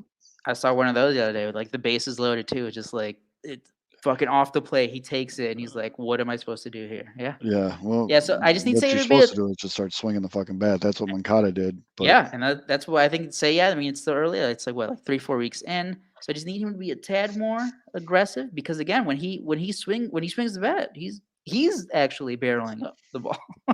So we need to swing it a little more. But again, I still like it that he's not getting out of his game. It's not like he went into the struggle and then he started chasing everything. He's like, no, I'll do me. Yeah, I'll strike out. But like, hey, if I'm still taking my walks, that's fine. That's fair. And I mean, anytime you go out and you get a guy like it, I mean, you see his body of work in the Japanese leagues over there, but it's always a risk. Yeah. Like how's he going to adapt? Is he going to be able? And to get this much of a return this early, I mean, that's got to feel really good for the Cubs. Yeah.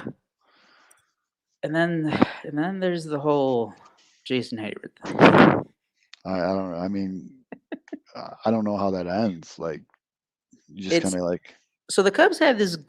That's the other thing. So the Cubs have. It's like a weird mix. Like they have like the younger guys, Madrigal and Horner, who you want to see every day play, and for the most part they have. I think Nico Horner hasn't started 1 game. So yeah. So for the most part he has been playing like every day. Madrigal, I think he's had like 3 games off. And then we get to like the outfield, and it's like a group of 5 guys, and like Frazier had the appendicitis, so he's out now.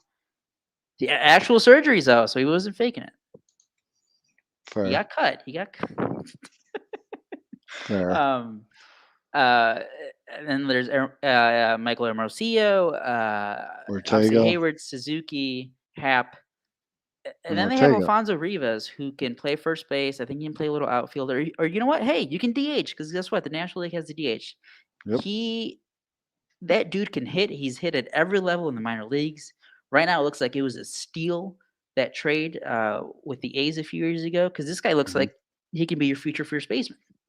He hit half the time he was up. He is on your roster, and we're having an Andrew Vaughn situation where he's not playing as much as he needs to. I have no idea why. And that's the thing. It's not like even like, oh, like he's just playing in a platoon. Charlie Morton has been lit up by left-handed hitters. Alfonso Rivas nowhere to be seen in the lineup. Like, what is going on?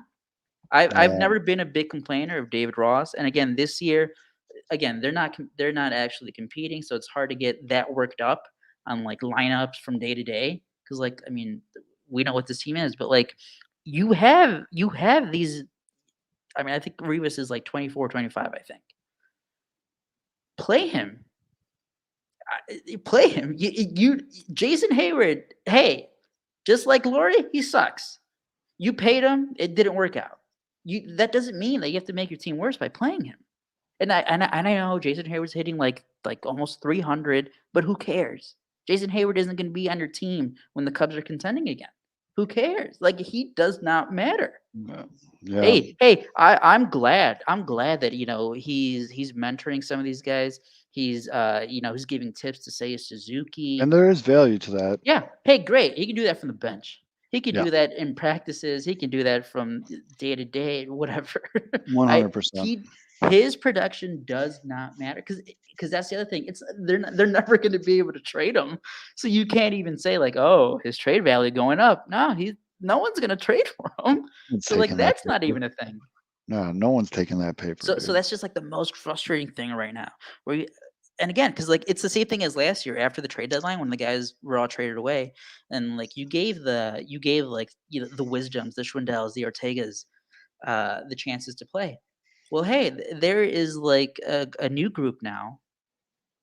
Like there is no reason that like a Frank Schwindel, should be getting more at bats than an Alfonso Rivas or forget Schwindel. Like Hayward, it's just Hayward. That's the biggest thing. It's Hayward.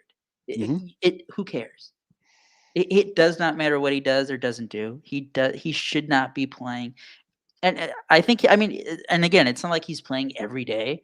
I think after the weekend, he had like 34 at bats or something. So like I think that was like 9th most. So it's not like he's playing every day, but he needs to be playing less. Yeah. He's taking up a spot. I mean, that's the bottom line. Bench coach. Yeah, that's the thing. It's like, hey, he'd be great to give the guys instructions on the bench. You're already paying him. Yeah. I mean, you don't have to like move his title officially, but like. Yeah. It's just so frustrating because, again, this isn't 2018. You're not in year 3 or like year 4 of the contract waiting to see if he keeps going. It doesn't matter right now. No. You're literally counting down the days until his contract is over. It does not matter if he's good again or not because he's not going to be on your team when you're good again. Nope. And then pitching wise, Justin Steele's been struggling. That's the other thing though. Let him struggle. You got to see what you have to see what you have in these guys. Oh yeah, and like, so again with his pitching, control's been terrible. My thing with pitching across baseball right now is the shortened spring training and everything really fucked up with pitchers. Mm-hmm. And so I'm gonna give guys more. I'll call it mid-April before I start feeling like I really have a grasp on what they are. And that goes for the guys going good too. You know what I mean? Like goes for Michael Kopech. It goes for, except the Cheek brothers. They fucking suck. And you know what, Zoe? But that's the thing, because despite like some guys struggling or like whatever's going on, like we know what's going on with the humidors and the balls. Scoring across the league is down. The homers are down. Mm-hmm. So like how is it going to look when the weather does get better overall? Right. Like we have no idea. Some people think that Major League Baseball, like mid-May, is just going to go back to the old balls and just. Oh my so god! What a shit show. So that way they can say like, "Oh, it was just the weather." No, but see, it's known now because they made it the rule. The heading into this year, every ballpark, the balls had to be in a humidor. Right. So like they at least made it all even. Where before some ballpark, I think only 10 ballparks had them before the humidors. So like some ballparks did, the majority didn't. So now at least they all do. But man, I don't think it's ever been more obvious that the balls are nerfed. Yeah, no, it's. I saw like the Suzuki double that's driving a run earlier on Wednesday. Like that ball is like out any other time. The Jake Berger. Yeah, I was going to say the Berger on Thursday or Tuesday. Yeah. He hits a ball, would have been out in 29 of the 30 ballparks, but It's a the one freaking- ballpark it wouldn't go out of was U.S. Cellular rate guaranteed Comiskey. And yeah, that was brutal, dude. It's like like you see the way balls are hit. You see like them just go straight in the air, like, all right, that's gone, and then they just die. Yeah, They well, just die. I jumped on one of Josh Nelson's Twitter Spaces after the Sox game on Wednesday. Which, if you guys are around, those are always some good stuff there. A good point was made. Like this dude said on the Twitter Space, I forgot the guy's name, and I apologize because it was a really good point. He was listening to the game on the radio, and just the way the ball sounded off of Andrew Vaughn's bat, you thought he put it in the parking lot, and it literally like went 3 rows up. Yeah. You know what I mean? This is a big topic of conversation in my Aldo and Fiddler's chat that we have every day, but exit velocities are there. Like the record that high. hasn't changed. Yeah, that hasn't really changed, but it's they're just dying. And that's the humidors, and that's the balls being nerfed. And then you got homeboy coming out, the pitcher for the Mets. Can't think of his name right now. Chris Bassett. Yeah, basically just straight up just saying like laces are raised on some balls, they're not on the others. Like the Major League Baseball just needs to leave the goddamn baseball alone and just. It's and yes, like the point is like the actual crazy numbers. One was when all the home runs were being hit, because that's when the balls reduced. That's when they actually changed. So like it's like, oh well, now that it's going back to normal, like okay, it still sucks. It's like you gave us the candy, then you took it away. Right, and of course we're gonna be mad. Look at how the White Sox lineup is constructed, dude. If they keep a Nerf ball all year, the Sox are fucking dead in the water, man. That's why the Cubs zigged where everybody's at. They went to contact. Yeah. No home runs. It's just, I don't know. That's going to be something interesting to watch. What if this does keep up though? What if it is May and they don't go to the old balls and they are just the new balls? And the White Sox just need to figure out how to hit doubles. Because I mean, they're going to have to change like launch angles in their swings. So, more line drives than trying to go for the big fly. The way I think the Cubs just blew a 3-1 lead in the 8th. They did. It's 3-3 in the bottom of the 8th. Fucking Dansby. Runners on first and third, 2 outs. Oh, Dansby did the deal because I just scooped him up and started him on fantasy, so that was cool. Yep, he got looks like a 2-run single. You know what? Homeboy on the Marlins, Jazz Chisholm. That guy is just fun, dude. That is and he is a damn good baseball player. And talk about a guy that belongs on the White Sox. Could you imagine him at second base with TA? Let's go. That'd be sick. Figure that out, Rick. Get on the phone. That'd be sick, dude. I just like his style. I like how he plays the game. I like that he totally buried that guy. Drill Yo Mama, yeah. Yeah, Drill Yo Mama. I loved it. I loved every second of it. All-time comeback. Yeah. He can't hit a lefty to save his life. That's fine because the rest of the team, that's all they can hit. So there you go. I'm good with it. Balance. Balance, baby. I mean, I don't know. I've been watching more baseball, I think, this year than I have in a while, like around the league, because especially the White Sox just suck. And there's been like Nolan Arenado's having a great beginning of the year. He's out of the gates hot. Dodgers lost to the Diamondbacks today. That's interesting.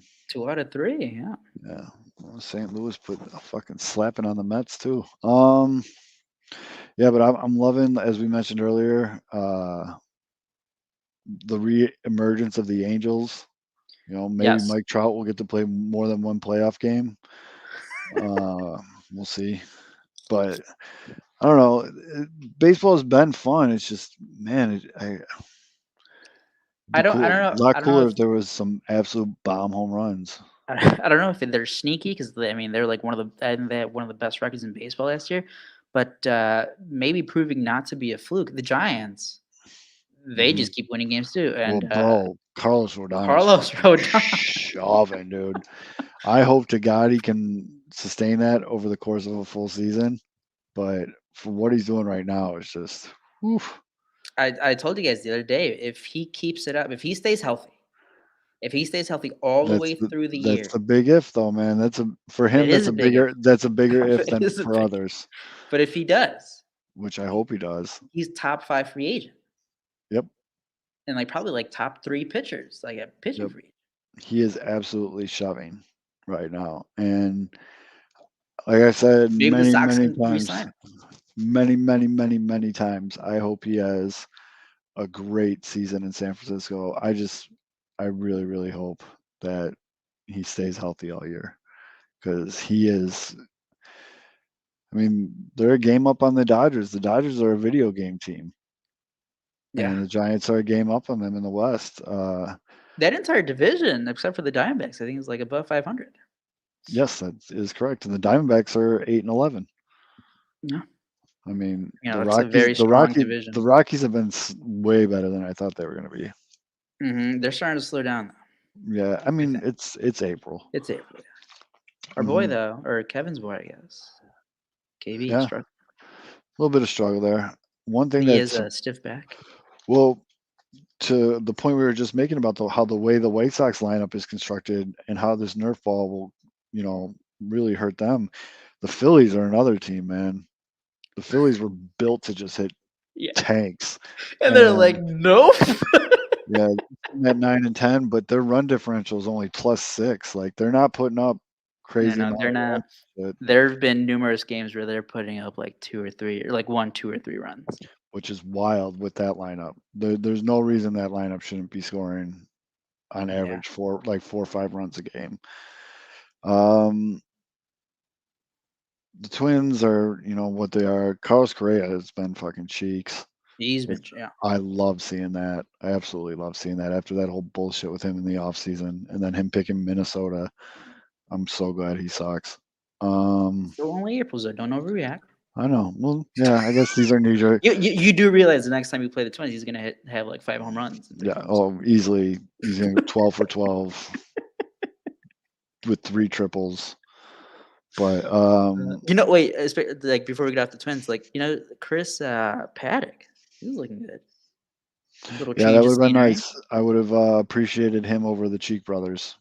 That would have been that's a big miss by Rick. That is the Cheek brothers is going to be the greatest ongoing bit. Yeah. Hopefully it doesn't live a lot, but yeah, and just to be clear for everyone, Dallas is Cheek brother number 1. Vince is Cheek brother number 2. So if I need to distinguish, that's what I'm talking about. But I'm loving what I'm seeing. I'm really just loving the AL West right now. I'm loving the Angels. I'm loving the Mariners. I'm loving A's coming out of nowhere being a 500 team. Yeah. I'm loving the Astros are under 500. And their city connectors suck, dude. The whole space thing. The space stuff? Yeah, the hat's actually kind of dope, but the jerseys are miss. Kansas City Connect jerseys. A lot of people were hating on them. I don't mind them. They kind of just look like the Cubs Wrigleyville ones. The color scheme. Anyway. A little bit. The color scheme, yeah. But I don't mind them. I mean, I obviously would never buy Kansas City merch, but I'm out on all the special jerseys. I don't care. You just don't like them. I don't care anymore. I'm out. You just don't care. Yeah, or you don't like them. There's so many now. They do one for every holiday, and then these City Connect ones, I'm out. Yep. There's too many. I don't care. Give me the good old retro ones, and that's cool. But all these new, the City Connect, I know the Sox have a cool one. Fans love them. Yeah, the Southside ones are dope. Miami had a really good one. But I just too many different stuff. The Boston ones are really just hard for me to. I get the story behind. Yeah, there's a connection. I just don't get it. Yeah. The whole bright yellow, dude. Yeah. It's not appeasing to my eye. Right now, the Sox are the top one for me. That's complete bias. Miami's number 2. I mean, but I get what you're saying though. I like them though. As someone that likes hats and likes to like that shit. I like the Washington National. I got that hat right here actually. Mm-hmm. Like, I like this one. This is pretty cool, Yeah. Um, and then the AL East is just the fucking Yankees. Anthony fucking Rizzo, man. Take Anthony short porch. That's what you do. Rizzo, dude. Tony is out there in New York just hitting bombs, dude. 3 homers in one game. You kidding me right now, Mr. Rizzo? 3 homers in one game, bud. By the way, we talked about Nick Madrigal not doing so hot.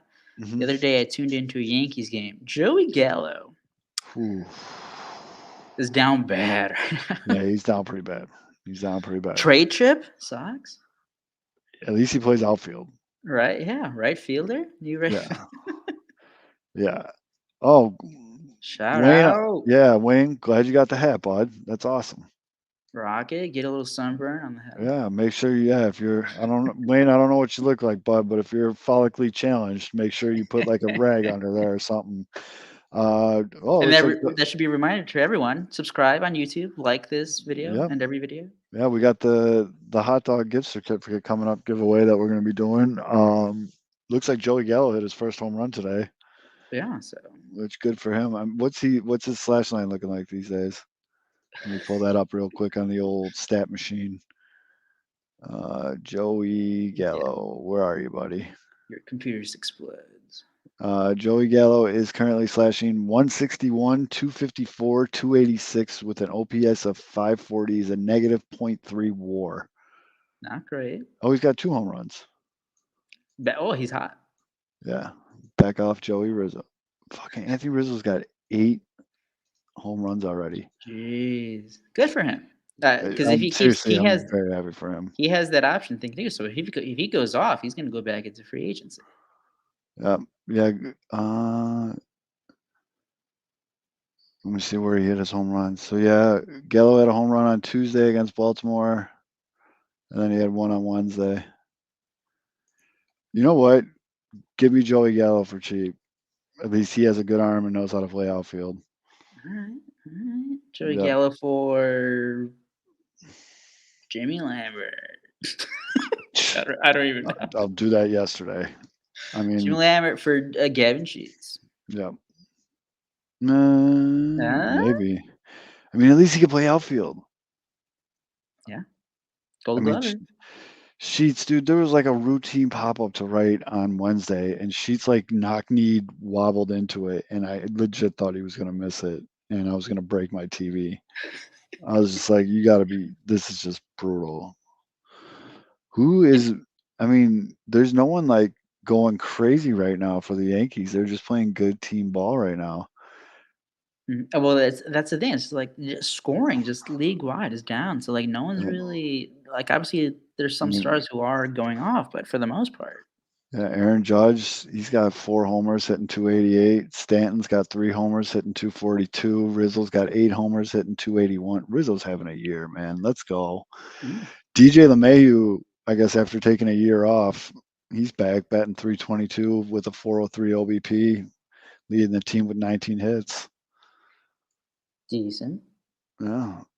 What's Gleyber Torres doing there? Gleyber's hitting 212, 263, 365. Shit, package Gleyber Torres and Joey Gallo, send them to the south side for, I don't know, Sheets and... Gleyber Torres, secretly not that good. No, he's very much a hype guy. Well, he's just like, I hit 20 home runs against the Orioles, and that's basically where I did 80% of my damage. Yeah, it's just like when we were talking about Madrigal's hot streak for the White Sox, as Alex pointed out in the comments, because that was the month they played the Tigers like 20 times. So I don't know, but thank you again to Jonathan Nelson, the GM and president of the Birmingham Barons. What a guy. What a great interview. What a guy to just pop on, actually answer my DM and agree to come on to the show. I don't know if the guy just loves baseball. And yeah, you can really tell in the way that he talked about the game, the way that he remembers everything. Bro, he was talking about the guys who threw the pitches in these memorable moments. Did you catch that? He's like, yeah, when Michael Jordan got his hit off of Steve Shimo. Like, it was just like, what? How do you even remember that guy's name, dude? Like, it was, yeah, it was really cool. So that was really good to hear. I'm definitely going to try to make it a point to going down to Birmingham. Sounds like I got to go on a Thursday, but Yeah. I got to. Hopefully, he can figure out that hat situation so I can get a hat for my fat head. You have I to. like. You have to like. How do you prepare for that for $2.50 a draft night beer? I mean, you just eat a good base. Like, you have to have a solid base in your stomach before you walk in there. And then that's definitely one of the nights before you go to bed. You just got to start your hangover cure before you even fall asleep. You just got to start popping ibuprofens, maybe try to get a big bottle of water down the throat before you fall asleep because you are waking up in pain. So So how many can you put down in a night? Now, a man at a veteran presence as yourself, a veteran drinker, mhm. in a night, and you're in a good night for you. How many can you put There's a down? lot of factors we got to go into on this. Just like Now, in just perfect conditions, you're on your A game. is it draft beer or is it cans of Busch Light? Let's do your favorite cans of Busch Light. Cans of Busch Light.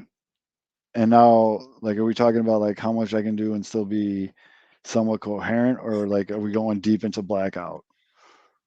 Because I Let's just honestly say don't. I don't even know what the deep into blackout number is anymore because I haven't done that in a long time. But like, if let's I'm say sitting, somewhat coherent. yeah, if Somewhat. I'm sitting down and I'm around good people with good Yeah. music, or there's something going on or whatever, like at a You're baseball vibing. game, You're vibing, but you're crushing. You're vibing, but you're and I got crushing. a good bass in there, and I'm feeling good. I'm I'm still probably good for about 15. Okay, okay. That's why I always. That's how I judge. That's why I say I love splitting 30 racks with people. It's one of the greatest things in the world. You truly get to like bond and like get to know a person if you sit down and drink a 30 rack with them, because you're gonna go through all the stages of being drunk. You're gonna get like the slight buzz to like the good buzz to like, okay, now I'm feeling really good, to like, okay, I should probably stop doing this, to like, you're gonna get the best stories out of the person because they're gonna be honest. You're Yeah. gonna get, you know what I mean? You're gonna have some great conversation. You're gonna have a lot of laughs. You're probably gonna walk out of there with 2, 3 inside jokes. You know what I mean? Like, it's just a good experience if you do it right. And that's why splitting a 30 rack with someone, that's why the 30 rack scale was invented. So, Right. yeah. I feel We, like, we need to put this to the test one night. So. buddy, love to split a 30 rack with you. You good for 15 all those? I mean, it's gonna have to be a long night. So like you're gonna Yeah. be like there like on your hangover when I get to like beer 15, but I'll get to it eventually. Oh, for sure, I'll dude. get to it eventually. We Like could it's do gonna like, be like 7 in the morning, but yeah, we could do it. Those are so I used to call them when I was in my 20s, I'd call them sunrise cigarettes. And those were always the best nights when you would go out and you would be inside and you're drinking all night. That's when I lived in Bridgeport, Mhm. and you'd go outside and you see the sunrise and you light up a smoke and you're like already over being drunk, but you're still awake and you're kind of like in that fuzzy zone in your Yeah. mind. Yeah, me and my roommate used to call them sunrise cigarettes, and that's how we knew it was a good night when we were ripping sunrise cigarettes. Shout out to Chris, good guy, that Chris. I miss that dude. But yeah. Yeah, hopefully the weather's about to turn here in Chicago, so that's some good drinking weather coming. Yeah. And I don't want to put any heat on Beef Loaf, but Mrs. O, unprovoked, proposed the idea of putting a hot tub in the back. Oh boy. Just saying, it might be happening. Like obviously you didn't say no, so it's gonna happen. Well, I'm definitely didn't say Because no, once but the wife says it. I think the reign of the 108 being the number one hot tub produced White Sox blog, you know. The Sunday Zoke. ZLEH.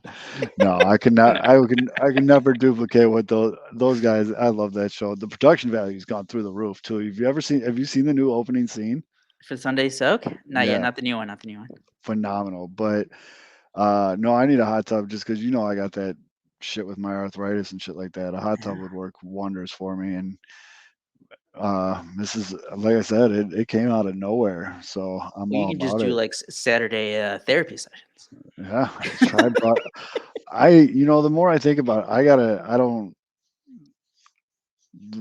don't know how logistically you guys do that with such good, clear microphones. I know that's all Mrs. Beef because she's the mastermind behind most of that, but the yeah, I definitely. Oh yeah, no. I already have this. The wheels are turning, dude. Like I said, hot tub, and then I'm gonna drill in a mount into because they got special mounts for like going into brick and put a nice little like Michael Scott from The Office flat screen out there, just a little one Ooh. because I got an outlet right there, and then I don't use cable. I cut the cord a while ago, so I could just throw in a what do you call it, the Amazon Cube thing, and Yeah. I can watch Sox games out in the hot, getting hot in the hot tub. But I need it, dude. I'm way too young to feel this. The arthritis is starting to really fucking kick my ass. So, which is a lesson all you kids. Don't do stupid shit when you're a kid that fucks up your body later in life, like flip a golf cart or drive a golf cart into a lake or get into fights or get into car accidents. And Wild you, though.